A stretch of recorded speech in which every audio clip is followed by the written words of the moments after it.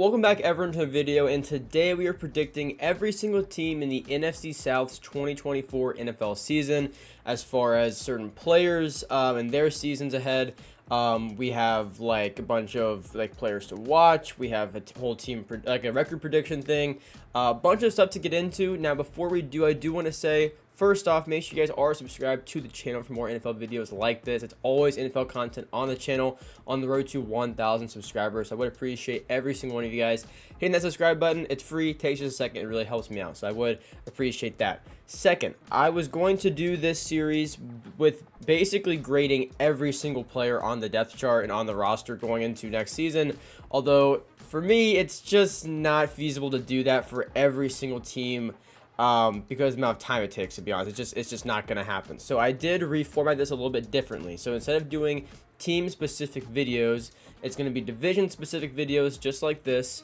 It's going to be about 20 minutes per team in these videos. So every video should be an hour long, and each team segment should be 20 minutes within each video. It's kind of like a rough estimate. It's not going to always be exactly like that, but it should be around there. So we're going to do a brief recap of the 2023 season for each team. Then we'll get into some of the things that I want to talk about for as far as like coaching and players and offense, all that kind of stuff. It's not going to be me just talking over ESPN the whole time. I know you guys actually do seem to like that and how concise I do that, because also the support in the Bo Nix video has been crazy. So thank you guys for all the support in that video. But I know you guys do appreciate that. So I'm going to keep that in this type of series, but also some designs that I've made to kind of help, almost like a visual aid basically for certain players I'm talking about. So you guys will see it as we go along, but jumping right into it to quickly recap the 2023 season, which I would really love to not do, to be perfectly honest with you. This past season was one where the Panthers were really hoping they would hit on Bryce Young.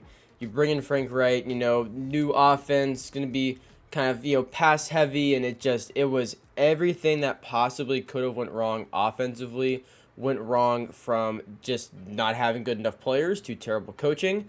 And then defensively, a great unit, but injuries just derailed that defense. It was bad. Like Shaq Thompson, J.C. Horn, and I think one other player that were all like pretty big players in the Panthers defense were all out by like week 4 or 5. It was so bad. So let's just get into this statistically though. Passing wise, Bryce Young had 2,877 yards, 11 touchdowns, but 10 interceptions. Very bad year for a player that was labeled as pro ready. While yes, he had a terrible offensive line, yes, he had bad receivers, no separation, he himself did also not perform very well throughout the season. I'm not sure. I've seen a lot of Panthers fans get very defensive whenever that's stated, but look, I completely agree. The offensive line made Bryce Young look way worse than it should have, but Bryce Young, when able to make big throws, did miss guys downfield somewhat consistently. So hopefully that's cleaned up for next year, but yeah, this past season, just not what you want to see. Rushing-wise, Chuba Hubbard, though, actually was a very solid and reliable running back. Miles Sanders disappointed big time. But again, if we're going to say Bryce Young was hurt from the poor offensive line play, then we should also say the running backs were also held back a bit by poor offensive line play. So to their credit, though, Chuba Hubbard, did actually have a pretty solid season with 5 touchdowns as well. And then receiving-wise, Adam Thielen honestly had a great season. I think a lot of those numbers, I wouldn't say a lot, definitely a certain amount of that was just him getting force-fed the ball because there was no one else open. But still, getting 1,000 yards in a season when he was projected to be kind of like falling off, getting older, I think is still honestly pretty solid. So great season by him. But then there is a huge drop-off down to DJ Chark, 525 with 5 touchdowns. Mingo needs more time, more development. It was a bad year. He was thrown into a role that he was clearly not ready for. No touchdowns, 418 yards. Tommy Tremble is actually a pretty, I think, I'm not sure how to really word it, but there's definitely potential there, but I don't really think it's going to be utilized because of just he honestly got unlucky. We'll talk about that later. And then, yeah, Hayden Hurst got injured, didn't play a whole lot. Terrace Marshall Jr. couldn't stay on the field either. Just a horrible, horrible year offensively. And then defensively, this is a unit that actually played pretty well. And honestly, the only time where the defense really struggled was in the 3rd and 4th quarter because they were so exhausted not being able to stay off the field because the offense was so bad.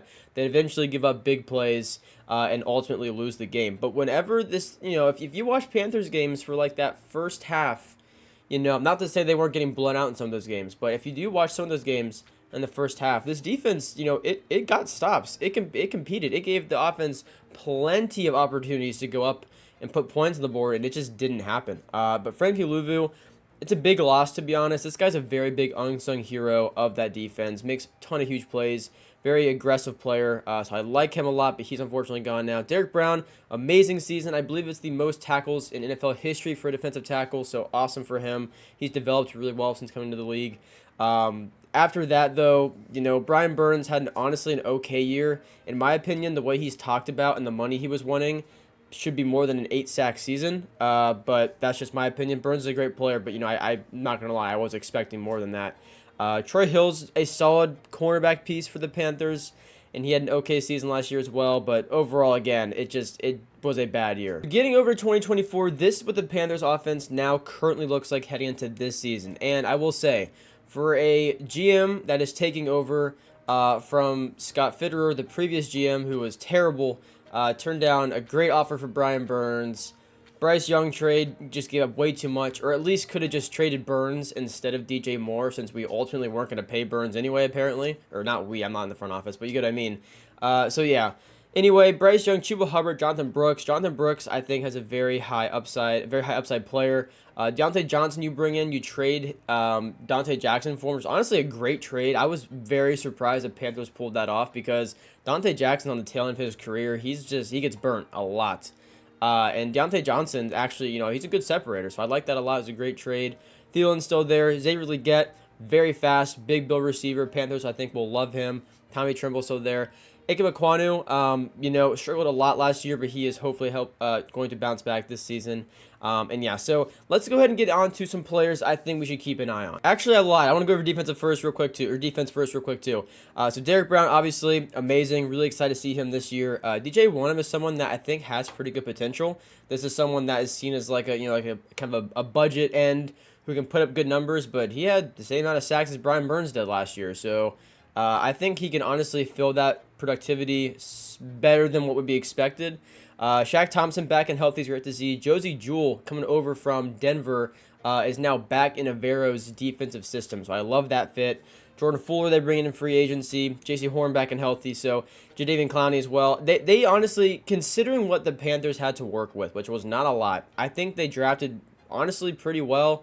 And they did bring in some very nice pieces in free agency. And so for me, this is my kind of like players to watch list thing. I mean, I'm not really sure what to call it, but here's the thing. I'm going to leave off some pretty big name players when I'm doing this, because for someone like Adam Thielen, like, yeah, we know what we have in Adam Thielen.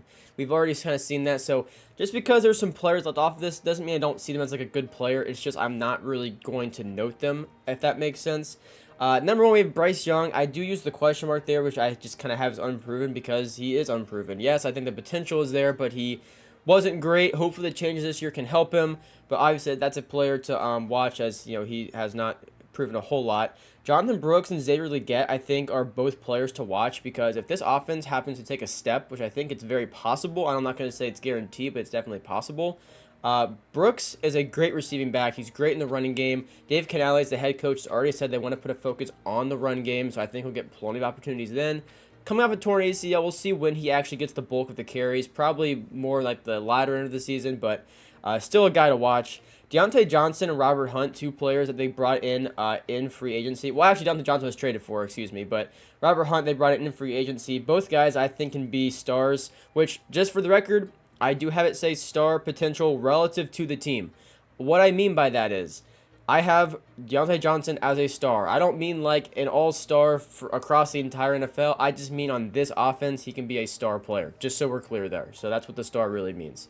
But yeah, so also the final player, Jatavion Sanders, a tight end they drafted in the 4th round, a bit of a steal. The Panthers do need a vertical threat, and I think Jatavion Sanders fits that very well, because all of his strengths are actually in the receiving game. So I like that fit a lot. Defensively, DJ Wonnum as a star if he can actually get back and healthy. He did have a quad surgery, and he did not participate in OTAs. So we'll have to see what he's really on track for. But I think this is a relatively underrated player who might really thrive in a Vero's scheme. So I like that a lot. Derrick Brown, I have as top 5-ish. Now, what I mean by that is like a top 5 to probably 7 player at that position in the NFL. I see Derrick Brown as a top 5 to 7 defensive tackle in the NFL. He proved it last year. He's been getting better every single year. I think he takes another step this year, so I like that a lot. Josie Jewell is a great scheme fit. We've already seen him in Denver, where he was honestly a pretty underrated linebacker. Now he comes into Carolina, playing under his former defensive coordinator again. I love the fit. I have him as a potential star on that defense, along with Jordan Fuller, who they bring in free agency. Jordan Fuller can honestly really make a name for himself in that secondary. There aren't a ton of standout guys other than really J.C. Horn when healthy that I would really love to point to. So I think he has all the opportunity in the world to become one of the bigger guys in that secondary. I have Trevin Wallace, the rookie linebacker, as a player to watch. This is someone that can really just fly all over the field. From Kentucky, a bit of a developmental guy that I'm surprised they took where they did, but I will say his ceiling I feel like is relatively high, and he's a great athlete. So I think he'll get some reps. We'll see how that goes this year. And then of course J.C. Horn, star potential if he can just stay on the field. I hope he stays healthy, but we'll have to see, how that really goes. But that is really the offense and defense of kind of like notable players that I think I at least wanted to kind of keep an eye on. And so what do I really expect from this offense? Well, like I said, Tommy Tremble is listed as the tight end #1. However, I mentioned before, I feel like he got pretty unlucky. And what I mean by that is well, he just literally got unlucky. Like, he was taken in that Matt Rule era, and honestly, he was pretty bad at first, but actually showed potential and development as the years have gone on. He's pretty athletic after the catch. Pulled off a pretty cool hurdle last year. Like, he's honestly not that bad. I think he has a relatively high ceiling in this offense, except they now drafted Jatavion Sanders. And, this is a new front office, new coaching. Like, they like Jatavion Sanders. That is their guy. They don't really have any attachment to Tommy Tremble. So I think the odds are kind of stacked against him. Unless he really goes out there and just completely lights it up, I don't think he's going to have a ton of opportunity, because I think they're going to want to see what they have in the guy they scouted and they wanted to go get, being Jatavion Sanders. So I expect this to be a much improved offensive line with guys like Damian Lewis brought in free agency, Robert Hunt brought in free agency, Taylor Moton still a great tackle, Austin Corbett switching to center, but he does have some experience there at least. Hopefully Ike McQuanu can bounce back as well. So I see this as a relatively run-heavy team. Dave Canales has said before that they are going to put a focus on the run, take the pressure off of Bryce Young, and they have the guys to do it. Chuba Hubbard, Jonathan Brooks, Miles Sanders, and Rashad Penny's actually a pretty solid running back room, especially if Brooks can hit his ceiling. But again, coming off an ACL tear, we'll see if he hits that this year. But I still think for the future, he's a great running back choice. I love it a lot. And then as far as the passing game goes, if Bryce Young can improve behind a hopefully improved O-line, he has the weapons this year. Deontay Johnson is known as a separator. Like, that's his big thing. He has some drop issues, sure, but he is known to separate, and that's something that they didn't have at all last year. So I love that fit for him. You have Deontay Johnson now, Adam Thielen, who I think is still, he showed it last year. He still has some left in the tank. And then Xavier Legette, who has, I think, a very high ceiling because of his very physical build, his speed, his ability after the catch. I like his fit a lot in this offense. And then, of course, you do have Jonathan Mingo, who, maybe he takes a step. You never know. Although I will say, Amir Smith-Marset is someone I want to keep an eye on, too, because this guy is actually very, very talented. Super shifty, super elusive, really good on punt returns. I think they're going to use him a bit as far as like some sweeps here and there. So that's how I see this offense as of right now. And then defensively, I think this can be a great defensive unit. They just have to stay healthy. It's what killed them last year. Well, that and the offense being a complete joke really hurt them. But really, if they can stay healthy and they can get stops and have the offense actually capitalize off that and not just go 3 and out every single time, then looking at this, it's like, you have an okay defensive line. You lose Brian Burns, who is a great player. But I want to see how DJ Wonnum fills that spot. I want to see what Clowney can do at this stage of his career. Derek Brown is still there. A'Shawn Robinson, Shai Tuttle. You have some pieces to have a, not a terrible defensive line. Like, I don't think it's going to be a top unit in the league, but I think they can definitely be a competent starting defensive line. Linebackers, I actually kind of like this. Shaq Thompson, Josie Jewell, I think is a great combination. And again, as I mentioned before, Trevin Wallace is still there. I want to see what he can really do because he's a great athlete. He has a pretty high ceiling, but again, a lot has to be developed for him to be like a full-time starter. And then the secondary, it's a little bit of a weak cornerback room. J.C. Horn's awesome when healthy. After that, though, Troy Hill is okay. Dane Jackson also is like fairly solid. Not a whole lot more after that. Maybe we could talk about Shi Smith-Wade, who is a later round draft pick. Maybe he comes in and surprises some people at cornerback. And then safety, Xavier Woods and Jordan Fuller. I think, again, I already spoke about Jordan Fuller. I think he can really make his mark on that defense. So I'm looking at him for sure. But overall, I think the Panthers have an improved unit than last year. However, despite all that, it's still not great. A lot still has to be improved. There's a lot of things to figure out. So I have this little, very simple, very easy to read little bar graph, bar chart, whatever you want to call it. I think it's going to be an improved year, I think, but it's not going to be a playoff year. I think playoffs is like the absolute best case ceiling scenario.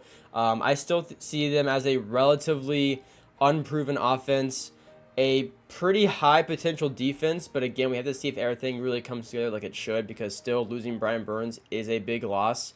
And so that's really how I see it as far as like the grading scale. And then as for the Panthers' actual record, I have them going 5-12. I think it's an improved year. I think 5 wins is enough to show development. It's enough to show that they at least have, some sort of something going forward. And hopefully it's in Bryce Young, so you don't have to get the quarterback position and try and pin that down within the next few years. I believe in the coaching, though. I think Dave Canales is awesome. He's proven to help quarterbacks like Geno Smith in Seattle, like Baker Mayfield last year in Tampa Bay. It's definitely on the table. It is definitely possible. But at the end of the day, I don't think you're competing for the division. I don't think you're on the level of the Buccaneers and the Falcons. I think you're somewhat similar to the Saints. But the division, I think it's going to be tough for them. I think playing out of division like the AFC West, I think there's a lot of teams that match up pretty well against them, to where the Panthers are meant to be battling uphill a little bit, but that's not to say they're not going to compete in some of those games as well. So at the end of the day, it's like, yes, the Panthers are improved. There's definitely some optimism heading into next year, but at the end of the day, they're not good. It's not going to be a great season. It might be a good season compared to last year, because a good season compared to last year, in my opinion, is 5 wins. It is showing you can actually compete. You have a competent offense. You don't go 3 and out every other possession. The defense can stay on the field, and you can actually see just how good of a unit it really is.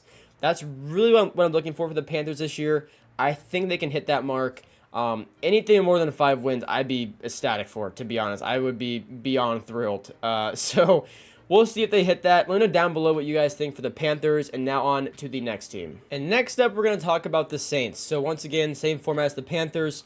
Recapping last year for the Saints, I think it was, and I've said this since, before once they made the move. So if you want to go back to my videos back to last offseason, I have never been high on the Derek Carr addition to this team.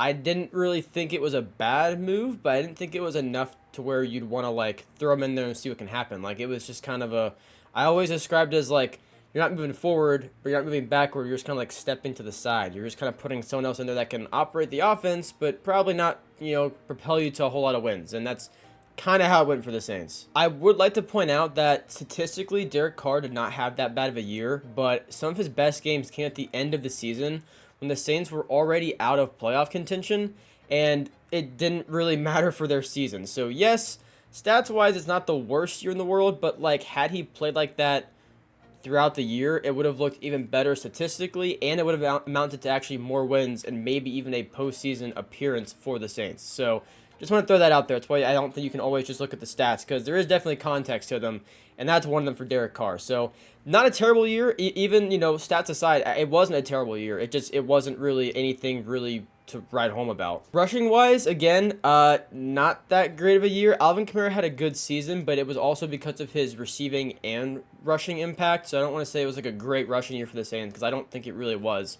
Kamara had a good season himself, but as far as specifically rushing-wise, it was just kind of an average rushing year, maybe a little below average if that. However, Kendre Miller is someone to watch. We'll talk about him a little bit later as well. We'll talk more about him, but, as far as last year's rushing game, it was just kind of, okay. Receiving-wise, Chris Olave had a good season, over 1,000 yards, 5 touchdowns. Rashid Shaheed proved to be a pretty good deep threat, and then after that, pretty big drop-off, and then it's your running back, third in receiving. So not ideal, but again, when you have a player as good as Alvin Kamara, you can definitely live with your running back getting 466 receiving yards to add to that. So still, after that though, Juwan Johnson had, I think people were expecting a bit of a better year.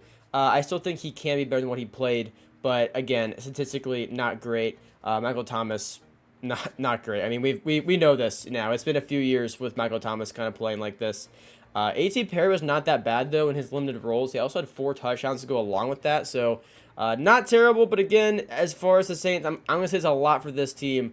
They're just kind of in the middle of everything. It's just kind of mediocre all over the place. And then defensively, though, Demario Davis had an awesome season for the Saints. He really did. I feel like he's just on the older end, so I think people kind of expect him to start declining or falling off, and it's just, just not doing it. It's kind of like Derrick Henry on offense. So Demario Davis, great season from him. Tackles for loss, passes defended. He has a ton of tackles, obviously. Like, it was a good season for him. I think he had a forced fumble as well, yeah, over there too. So Pete Werner, not a bad linebacker either. Carl Granderson actually had a career year for the Saints last year, so good year from him. Paulson Adebo, or Debo, I'm not sure how you say that, but he is one of the more underrated guys on the Saints, and I mean, I think he's going to get better as a corner. Again, talk more on him in a little bit too.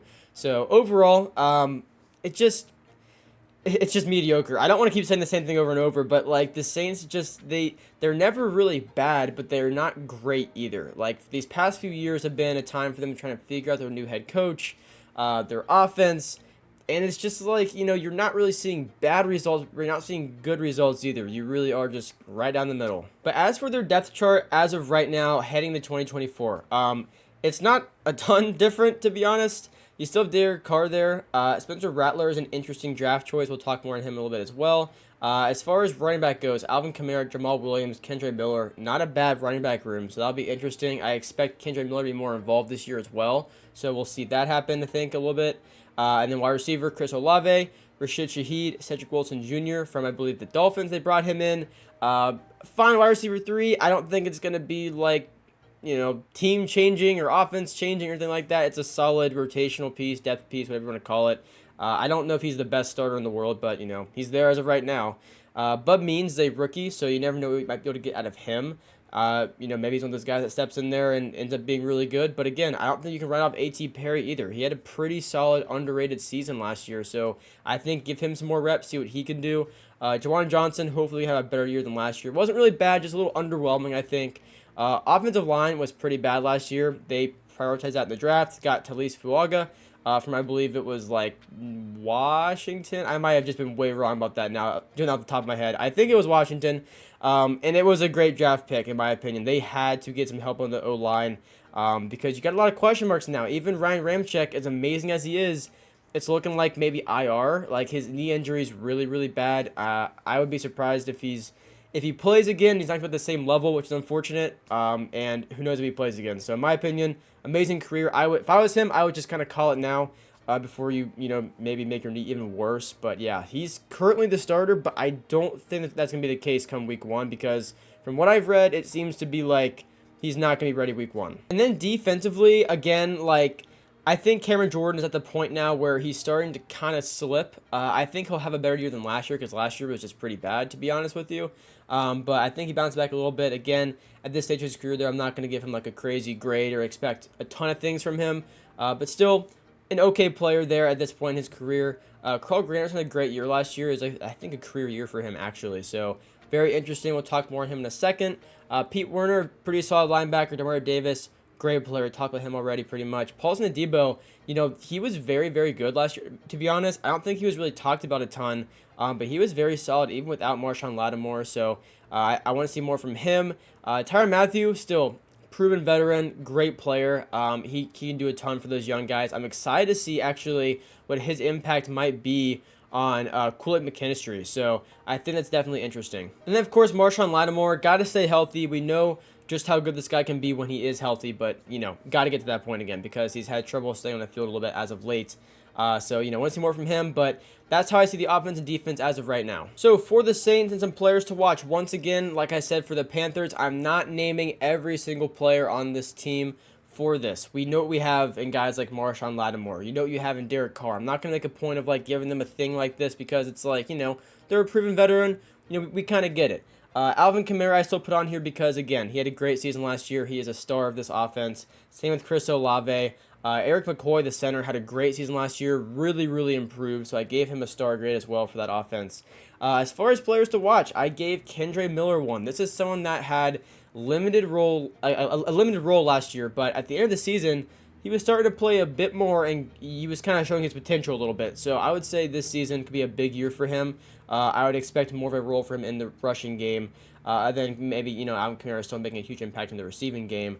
Talise Fuaga gave some eyes. You could really even give him a star potential as a rookie. I think it's a player to watch at minimum because this is something that they took very high. It's a team need. He's going to get plenty of reps. He's supposed to be pretty pro-ready as well, so we'll see how he does. I have player to watch on him. If you guys think he's star potential, I could see that as well.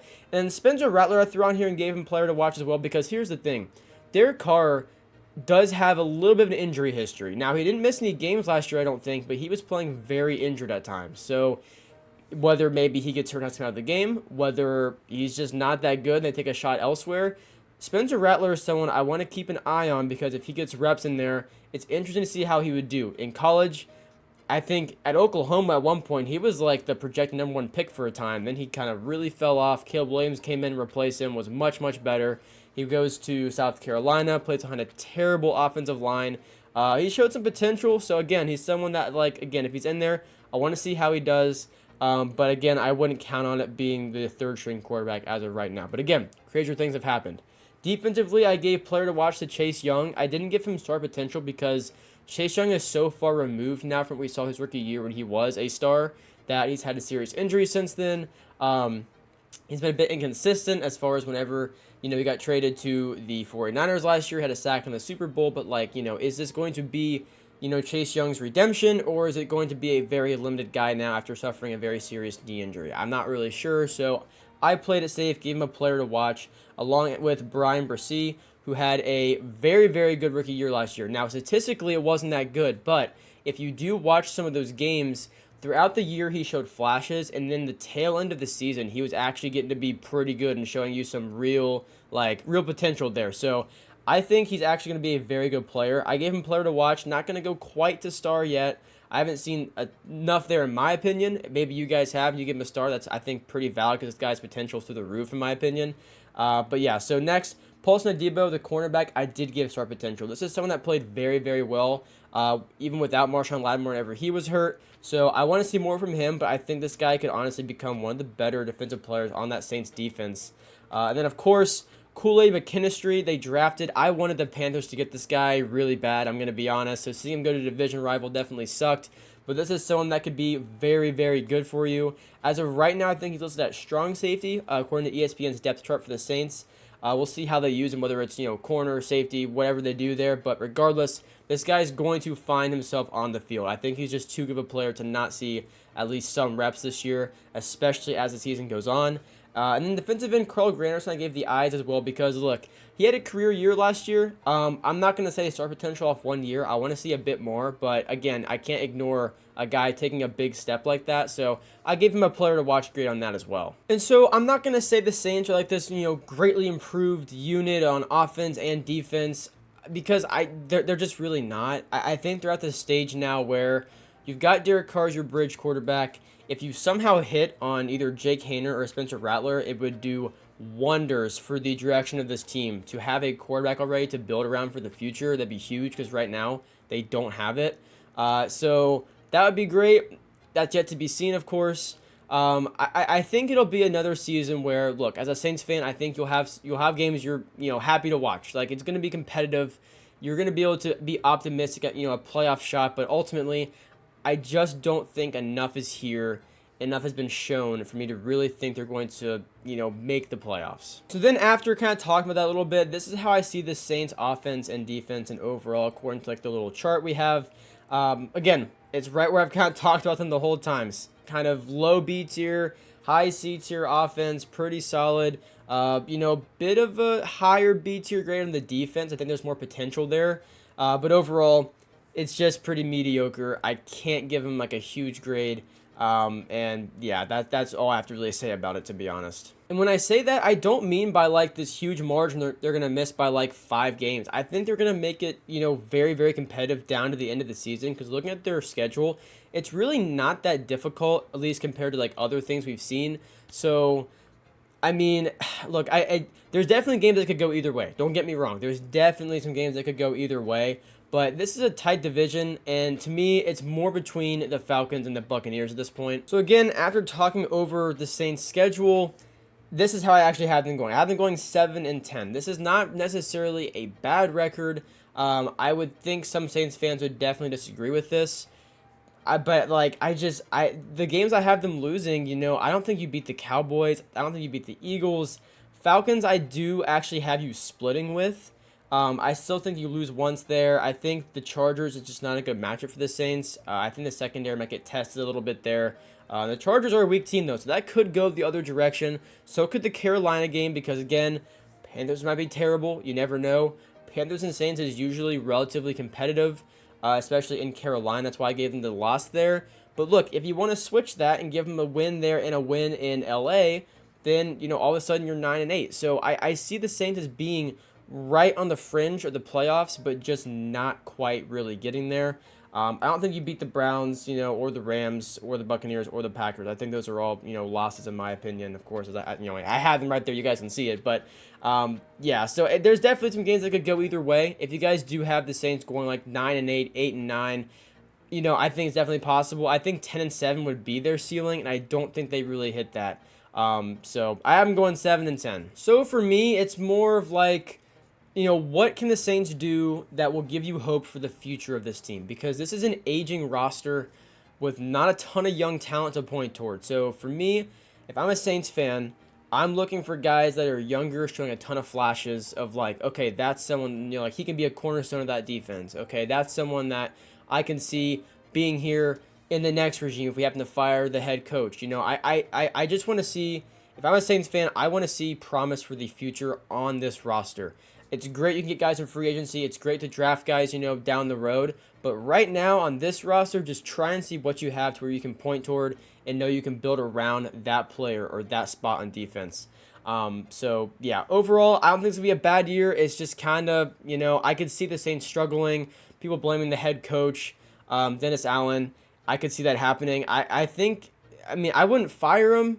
It just depends on how this year goes, of course, but I think, usually the head coach is kind of the scapegoat in that situation where everybody points to him.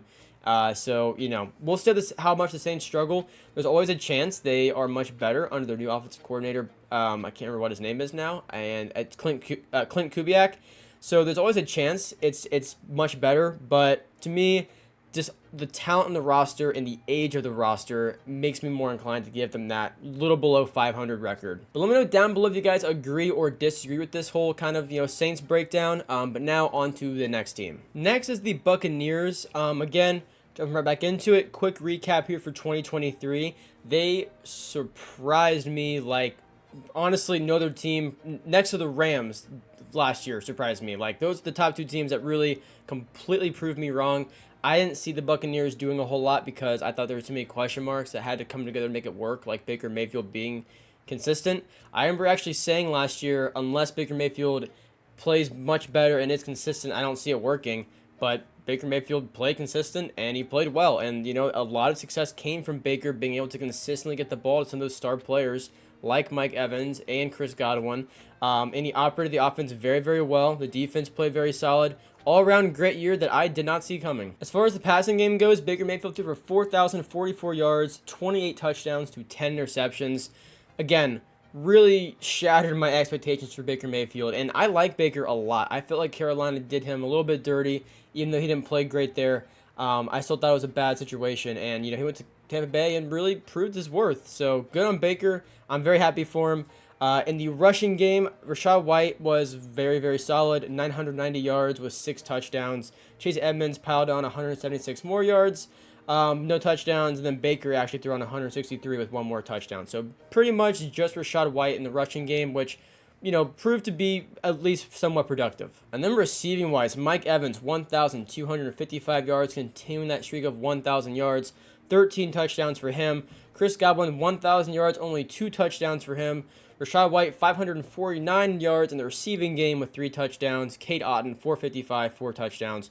Even Trey Palmer with 385 and 3 touchdowns. So this was honestly a very good passing game. Like, it was a vertical threat team that, they burnt you all over the place. Baker was able to really distribute the ball all over the field.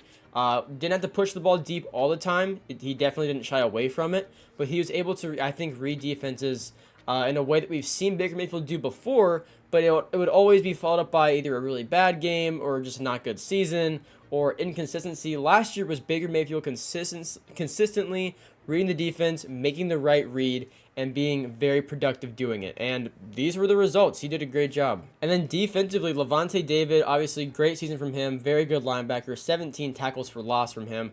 Absolutely awesome. Antoine Winfield, one of the best safeties in the entire NFL. Great season from him with also 6 tackles for loss for him. No interceptions, but still, or no, I'm sorry, 3 interceptions. I was looking at the wrong thing. No touchdowns. 3 interceptions, also 12 passes defended. So really, really good season from him. This is a Buccaneers defense that I feel like on paper doesn't look like it's like incredible, but they play very well together, and the scheme complements players very well so that they're in the position to make the right plays well, which sometimes is, all the difference for guys on an offense or defense. And then coming over to the depth chart for 2024, Mayfield's still there. They're able to retain him, Evans, and Winfield on defense, which are all the top priorities for the Buccaneers. So really good on them. Mayfield, though, Rashad White, Bucky Irving, who they drafted, more on him. Mike Evans, Chris Godwin, and Trey Palmer, as well as Jalen McMillan. Once again, more on him. Cade Otton, who honestly had a pretty solid year for the Buccaneers at tight end last year. Tristan Wirfs, still one of the better tackles in the NFL.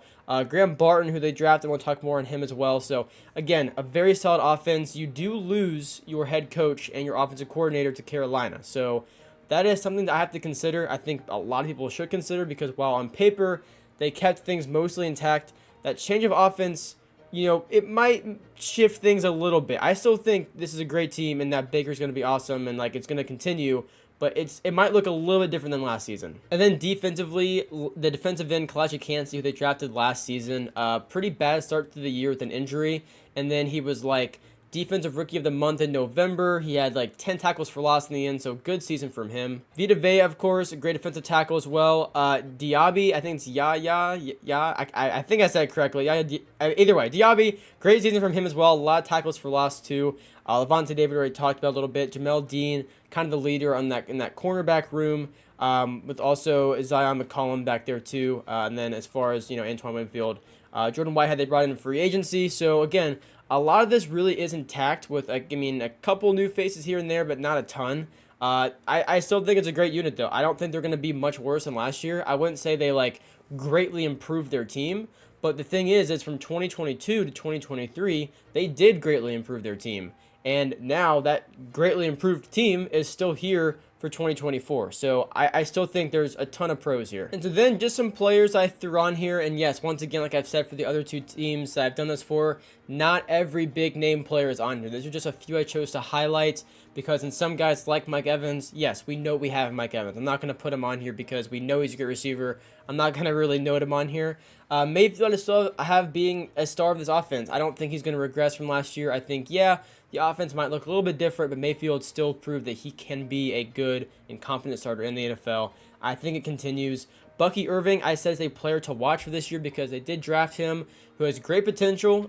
He's already second-string running back, so I think he will play well alongside Rashad White because as we saw earlier last year, a lot of that rushing game hinged on just Rashad White. I think Bucky Irving can give them some meaningful minutes down the stretch and then prove to be, even much better the following season. But going into this year, I still think he's a player to watch. Chris Godwin, the only reason he's on here, because like I said, I didn't put Mike Evans on here because we know what we have. Chris Godwin's going to be a little bit different this year because he's playing back out of the slot, which is actually better because he's proven to be more productive when playing out of the slot. So I wanted to throw him on there. I still think he's a star, but I did want to remember to say that because it is a bit of a difference from last season. So that's a good difference, though. And they also drafted Jalen McMillan, who I gave a player to watch grade 2 as well because he's below Trey Palmer. This is a relatively deep wide receiver room with the top 2 being, 2 great wide receivers. If anyone would happen to go down, if anyone is just, happens to be just out of the game, whatever it may be, Jalen McMillan is someone I think could maybe turn some heads. I don't think he's going to get 500 yards, but I think he could prove enough to get 200, 300 and show okay, this is someone that with some more reps and more development could be honestly pretty good for us in a few seasons from now. Tristan Wirfs, I gave the gem to. He is a top 5 to 7 tackle in the NFL, in my opinion. And then the center, Graham Barton, I did give the player to watch grade to because the Buccaneers did struggle with their interior offensive line last season. You addressed that, getting Graham Barton, who I believe was out of Duke, for center. I think he's going to be pretty good for him. I did give him a player to watch there too, though. So good for them on offense. Defensively, not as many players. I did throw Antoine Winfield Jr. in here, of course. They re-signed him, who is definitely a top 5 to 7 player at his position in the NFL, in my opinion. Kalijah Kancey is someone who I think will be actually much better this year. He struggled last year. He had an injury last year. In the second half of the season, he was much, much better, including the postseason as well. So I want to see more from him. But I'm giving him a star, which I think is a bit of a bold take on this. But from what we've seen, another offseason of development and still playing alongside Vita Vea, he's going to benefit from that. I think he's going to be, honestly, even better, especially if he doesn't start out with an injury like he did last season. If he can have a fully healthy offseason and week 1 he's there and plays consistently throughout the season, I think he could be way better than last season. He already finished last season strong, so I gave him the star. Jordan Whitehead gave a player to watch grade 2, along with Tyke Smith, who they drafted.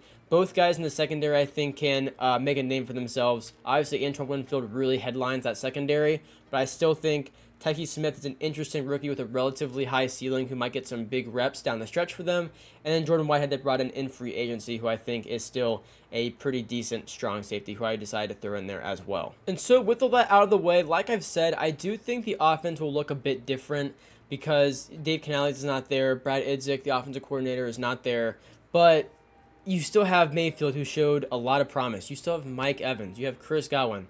I mean, you have guys that have proven to be very consistent at their respective positions still on this team. So I think whether the scheme is completely different or whether it's pretty much the same, the talent is still on this roster, and I think they will still have a great season, and they will definitely challenge for first place in the NFC South. And then for the Buccaneers, I do have their offense and defense being pretty much the same, with that kind of low A tier, just A tier kind of just, or sorry, A minus to A tier grade on them. I think it's going to be a great season for them. I don't think enough change for me to be really out on the Buccaneers. I think the talent is still on the roster, so that's how the graph is looking. And then, as I said, I do think they will challenge for first place in the NFC South. I gave them a 10-7 record prediction. You know, I don't think it's that hard of a schedule. I think there are definitely some games that they're just going to lose because they're just not in that level yet, like the Lions, like the Ravens, like the Chiefs. I think you do split with the Falcons, but you know, after that, I think there's a lot of winnable games on this schedule. I really do. I think you can beat the Buccaneers, or the Buccaneers. I think you can beat the Broncos. I think you can beat Washington. You can beat the Raiders. You can beat LA. You can beat Carolina. Like, this is a schedule that I think the Buccaneers can capitalize off of and still try and win this division and compete with the Atlanta Falcons. So with all that said, I think the Buccaneers will have a great season. I think it'll be very competitive for first place in the NFC South. I'm not going to say they're going to reach these unbelievable levels in the NFC as a whole, but I think the talent's there. I think if it's another whole step, maybe they do get there. But I think, either way, Baker Mayfield, I think, has found a home. I think you can, if he has a great season this year especially, I think you can continue to build around him. Find some youth at receiver with hopefully, Jalen McMillan. Trey Palmer had a good season last year too, so you've already kind of got that. Maybe some more, cornerback depth, but overall, I think the talent's there. Like I've said before, I think it's all there. Just go win. It's really, I think, the mentality for the Buccaneers this year. As for, like the Panthers, I've said, you want to see improvement. Buccaneers, you want to go win games. I think it's all there. Go have the best season possible, and we'll see if they can actually win the NFC South title. And then finally, we're going to talk about the Atlanta Falcons. Again, brief recap of 2023. It was not good. And the reason it was not good was because of the just lack of talent at quarterback, to just put it as straightforward as I possibly can. Desmond Ridder, 2,836 yards, 12 touchdowns to 12 interceptions. Heineke played some, 890 yards, 5 touchdowns and 4 interceptions. It's like, and look, this is coming from a Panthers fan, okay? I do not like the Falcons, but it is unbelievable the talent on this roster that has been held back by poor quarterback play and poor coaching. To look at this roster on paper, and even last year, bringing Bijan Robinson, like, there were so many flashes you could see on the field of, like, this team could be really good, but they just weren't. And it was just because a lot of things were not on the same page because of the quarterback and because of the coaching. Rushing-wise, Bijan Robinson had 976 yards with 4 touchdowns. Tyler Algier had 683 yards with 4 touchdowns as well. And then Desmond Ridder had 5 touchdowns rushing for some reason. So I just want to throw that in there because it's kind of funny. And then receiving-wise, Drake London had 905 yards with 2 touchdowns. You had Kyle Pitts with 667 and 3 touchdowns. Jonnu Smith had another 582 and 3 touchdowns. And Bijan Robinson had another 487 and 4 touchdowns. This was a offense that, once again, was held back. The talent is there. And I think these numbers are going to look very different this season. Defensively, Jesse Bates was a massive addition to that secondary. He proved week 1 that he was a massive addition to that secondary. He had like 2 interceptions and a forced fumble, I think, against the Panthers. Went on to have a 92-yard pick 6 later on in the season. He finished with 11 passes defended, 3 tackles for loss, 6 interceptions, 132 total tackles for Jesse Bates. And an amazing signing for the Falcons. So huge there. Then you also had Richie Grant, 103 total tackles with 1 interception and 6 passes defended. And you also had Calais Campbell, you brought in as a veteran who, he had 1 pass defended for some reason, but he had 10 tackles for loss. So that was a really big number there. And then also 6.5 sacks. So overall, you brought in some veterans who put up, good numbers, and overall it was a much improved defensive unit. And so jumping to the 2024 roster as of right now, obviously the big addition is Kirk Cousins at quarterback, Bijan Robinson at running back, Tyler Algier, second string running back, Drake London, Darnell Mooney, Rondale Moore as wide receivers, with Kyle Pitts as tight end. And then you also have Jake Matthews, Matthew Bergeron, I think, Drew Dahlman, Chris Lindstrom, and Caleb McGarry for the offensive line. It's just like, I don't like the Falcons. Like, I'm a Panthers fan. I really like they're the team I like the least in this division, but this roster, it looks like it's all there for a huge year for the Falcons. And I just feel like the talent at a certain point, you can't ignore the talent, and you can't ignore watching this team play how much better they would be with a different quarterback. It's very, very similar to the Jets offense to me. You could tell on certain plays with Garrett Wilson, if that was anybody other than Zach Wilson, those numbers would be way different. Defensively, you still have David Onyemata. You have Grady Jarrett still, of course. You have A.J. Terrell, very good player in that secondary. Jesse Bates still as well. Clark Phillips III, and Mike Hughes. And so I don't have a ton of players on this list for the Falcons because some are just like a Kirk Cousins, like how I just, I'm not going to list them. We know what we have with Kirk Cousins. So that's why I don't have a ton listed here. Bijan Robinson, I gave the gem to, which I see Bijan Robinson this year being a top 5 to 7 running back in the entire NFL. Bijan himself said that with the offensive changes, they can utilize him more as utilize him more like Christian McCaffrey is utilized in San Francisco. I just butchered that quote, but that's basically what he was saying, which I think the talent is there with Bijan to where he can definitely, maybe not on the same level as Christian McCaffrey, but he is definitely still, he can hurt you on the ground and he can hurt you in the receiving game. So I think it's going to be a very deadly combination. Drake London I gave the star to. We've been kind of looking for like a Drake London breakout year for the past few years. Now he definitely has the quarterback to do it. So I gave him the star. Rondale Moore I gave the player to watch because Rondale Moore is not necessarily a bad receiver. He just didn't really have either a consistent quarterback to get him the ball, and also it was just not a great scheme fit in my opinion. I think Rondale Moore is a great playmaker, and he's really fun to watch after the catch. So Kirk Cousins, I think, will actually like Rondale Moore a lot, and I think he's actually going to utilize him. So I gave him the player to watch grade, and then Kyle Pitts I gave the star to because I think everybody in the world knows just how good this guy can be and just how badly he was held back from poor quarterback play. And then defensively, I gave Jesse Bates the gem as well. I see him as a top 5 to 7 free safety in the entire NFL. A.J. Terrell gave the star grade.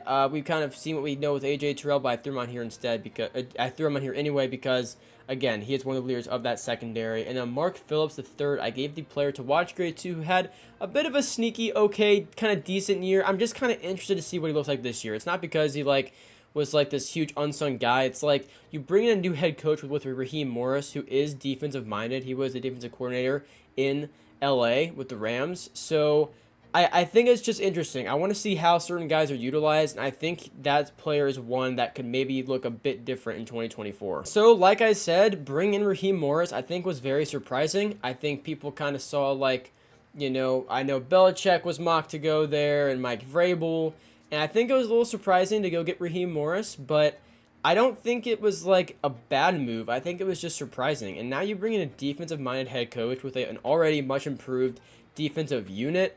Like, I can't ignore how good this roster is getting, and the coaching I think is going to be much better. I could see a huge year for the Falcons. But like I've said before, poor quarterback play held this team back. And to me, it really starts and ends with Kirk Cousins. It was bizarre to pick Michael Penix Jr., but Kirk Cousins, as long as he's in there, he is someone that has proven to be able to operate offense incredibly efficiently, whether it was with a top wide receiver like Justin Jefferson or not. Kirk Cousins knows how to get the ball out and how to read defenses and how to pick you apart. And the talent on this offense is able to complement what Kirk Cousins wants to do. I think Darnell Mooney is not a wide receiver one. I didn't like him as wide receiver one in the Bears. I think the role was just too big for him.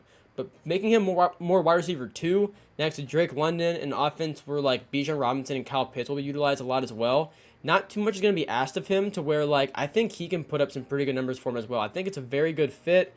I think this roster was built with a clear vision in mind, and now you get the quarterback that can actually utilize these guys and pick defenses apart. I think it's going to be a very deadly offense, especially Bijan Robinson in year two. And so, with all that said, I do see the Falcons offense being slightly better than their defense. I have them more as like an A+ range, and I have the defense more of like an A range. Overall, though, it's just, I think it's going to be a really good team. I think it's a really well-rounded football team. And I think they're going to spoil some seasons. I think they're going to make it run at the playoffs.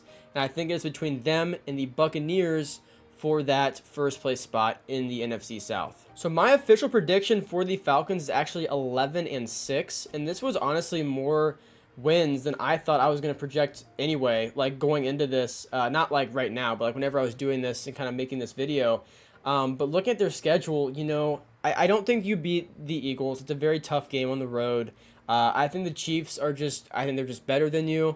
I think the Cowboys, are going to be a bit too much for that defense to actually slow down. The Saints is just one of those competitive divisional games to where like it's always somewhat similar. It's pretty competitive, especially there in New Orleans. And then I have Kirk Cousins actually losing the return to Minnesota. This is one of my more like kind of maybe surprise picks. I think that place is going to be absolutely bumping, waiting for Kirk Cousins to go back in there.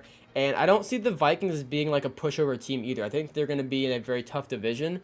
But I don't think they're going to be like a joke of a team to where the Falcons would like absolutely dismantle them on the road. I think it'll be a very competitive game. And I do ultimately have the Vikings actually winning that. And Kirk Cousins not quite getting his revenge there. But again, I don't think it would be more of like a kind of like toxic return either. I think it's just going to be more of those like kind of cool showdowns because Kirk Cousins, he didn't choose to go down with the season getting an Achilles injury. He was playing great for Minnesota until that happened. So, yeah, I had the Falcons winning 11-6 and winning the NFC South. However, I would like to say, just point this out, I have it as a one-game difference from the Buccaneers and the Falcons, which is not saying a lot. So, while I have the Falcons officially winning as my prediction, I do think it will be very, very close and come down to the last few weeks to decide the actual winner of this division, who I see the race being mainly between just the Buccaneers and the Falcons. So for me, it really just comes down to Kirk Cousins bouncing back from that Achilles injury and playing at the level we all know he can play at. I think the coaching change is very interesting. I think it's going to give a little bit of a boost to that defense. It is a defensive-minded head coach. And an already improved defensive unit from 2022 to 2023. So I think the Falcons will be a very tough team. I think they are going to be a threat, I would say, in the NFC. I don't think they're on the same level as like the Cowboys and the 49ers and all, but I think they can spoil some seasons. They can make some games very competitive. I think they are at least my favorite to win the NFC South. So let me know down below what you guys thought about my Falcons predictions and the rest of my NFC South predictions. If you did enjoy though, be sure to subscribe to my channel for more of these. I'm doing one for every single division this offseason. I also rank players and teams, all kinds of stuff like that. Draft content whenever the season comes around. It's always NFL content on the channel, and we're on the road to 1,000 subscribers. So leave a like, subscribe. I would really appreciate that.